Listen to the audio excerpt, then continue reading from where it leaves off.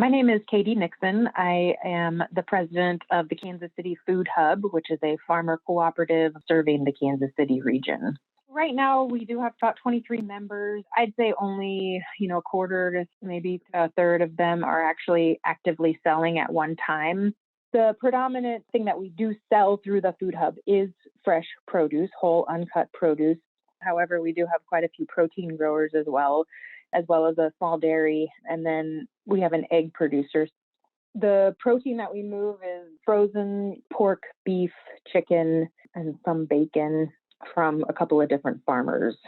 We have a farm that's less than a half an acre, all the way up to a farm that works with 20 different growers in their valley, and they're growing on acres and acres for produce. I would say we're successful because we do have those anchor growers who are big and can list a lot.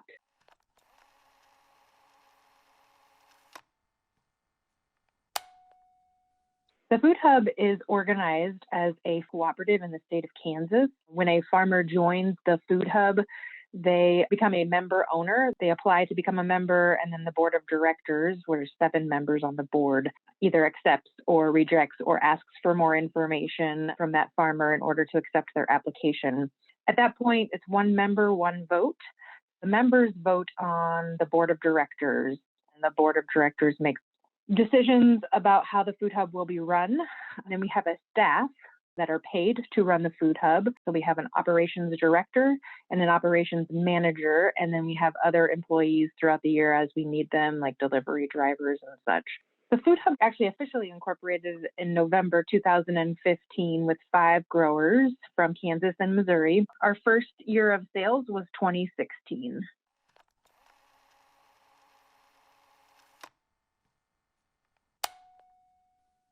The Food Hub had a feasibility study done before it actually ever incorporated. And one of the things that we looked at in the feasibility study was wholesale sales. And so a natural fit for wholesale sales are institutional sales. We have worked with quite a few school districts in the Kansas City region, both in Kansas and Missouri. That has been our biggest buyer, our school system serving K through 12 students. We have also worked with a nonprofit that got food to the early childhood education centers. Casey Healthy Kids was a partner in that. We have not figured out how to serve hospitals yet, but we're working on it. We have approached universities as well. We have some partners down in our rural area, just south of Kansas City, trying to figure out how we can serve some of our rural schools, our rural hospitals, nursing homes, things of that nature. We have also sold quite a lot of products to a nonprofit that does a farm share program, and they provide local food at no cost to their low-income residents. We've sold to food pantries during COVID when they actually had money to spend, which is fantastic when pantries can actually buy food that's good and high quality and not rotten when they get it.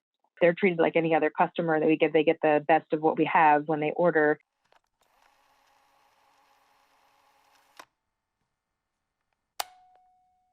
What I wish we would have known when we first started working with institutions is just how time-consuming it can be to get them on board. And also, when we did the feasibility study, there was a huge demand from institutions in the survey results. People say they want local food, and then when you get boots on the ground, they're sort of tepid about it. So it would have been nice to know who was actually going to purchase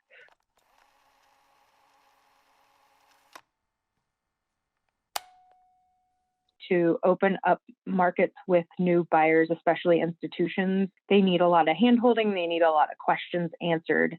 And so it is vital to the success of our ability to serve institutions that we have partners like West Central Missouri Community Action Agency, who has a food value chain coordinator that actually goes out and does a lot of the legwork for the farmers.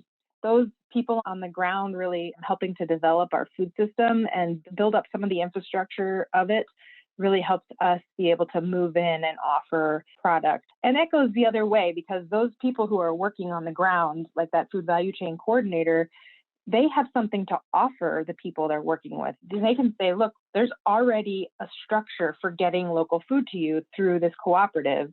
All you have to do is make an order and we'll figure out the logistics.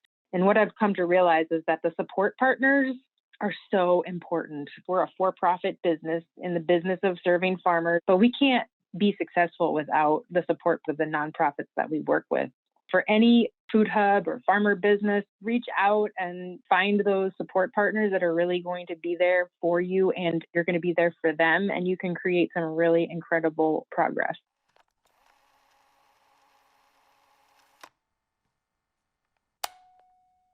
Meeting the supply and demand needs of the Kansas City food system is a challenge. We don't want to have a big oversupply, and we also want to be able to get what the buyers want. And we have had buyers tell us, oh, you're not big enough for us. We can't work with you. That has to then be a continuing conversation. The growers will grow what sells. And so if we have some guarantees on what farmers might be able to grow for our customers, they're going to put in more of that product. We are trying to fill the high end of wholesale needs. A lot of our farmers are small farmers, and they are not used to getting wholesale prices. And their volumes are such where it's sort of hard for them to go really low on their pricing. And we never ask them to. The co-op members make their own prices. They set them. If we see that they've set a price that's really high and we're concerned about it, we may give them a call and just talk to them.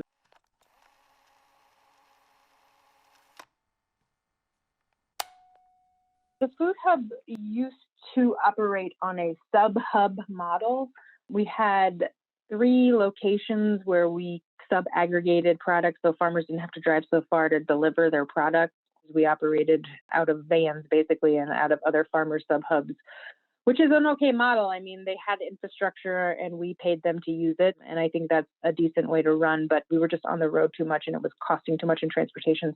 So in March 2021, we actually moved into a warehouse in downtown Kansas City. So we had never had that before. Now we have this aggregation point in Kansas City. It is the farmer's responsibility to get their product to the warehouse. The farmer gets their product order list on Thursday at noon. And then from anywhere from Thursday at noon until Monday at 8 o'clock, they have that whole window to deliver. We use a software called Local Food Marketplace, and it's their responsibility to maintain their own account. And so we recommend Monday morning or Sunday afternoon for them to go in and update all of their inventory and product so it can be listed properly on the website on Monday when people start going shopping. It's their responsibility to have the right packaging. They need to put a label on it with the appropriate codes so that our drivers know where they go. They also are responsible for, doing some crop planning at the beginning to try to project out what the food hub can sell for them in the coming year. The food hub works on the logistics of moving that local food. And so that's the service to the growers. We open up new markets for the farmers based on what they have. We tell the story of the farmer. We're out there representing the local food system and trying to promote local food. And we also do collective box buying and other products that we buy together in bulk to try to bring down the price.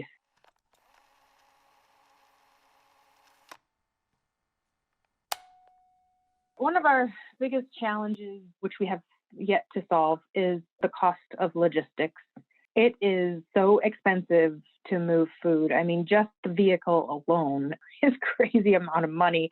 And we try to keep the margins really slim. We started off at 20% per case that the food hub would take. They would basically add 20% to the farmer's price, and then the farmer would get 80% of what the buyer paid.